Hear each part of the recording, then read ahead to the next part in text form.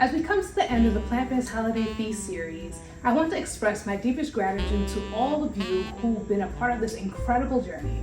It's been a pleasure sharing the joy of plant-based cooking with you, and I hope you found inspiration in these delicious recipes. I've had a blast in the kitchen, and I hope you've enjoyed trying out these wonderful plant-based alternatives to classic holiday dishes.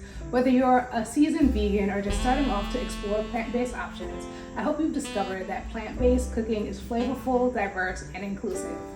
Remember, you don't have to sacrifice taste to make a positive impact on your health. These recipes are proof that plant-based cuisine can be just as satisfying as exciting. I want to thank you for your support, comments, and the incredible community that has grown around this channel. Your enthusiasm and curiosity are what keeps this channel going, and I'm excited to continue sharing more plant-based creations with you in the future. Here's to a holiday season filled with love, joy, and incredible food. From my kitchen to yours, I wish you all the best, and I can't wait to see you in our next culinary adventure. So until then, remember to stay inspired, stay compassionate, and keep cooking with love.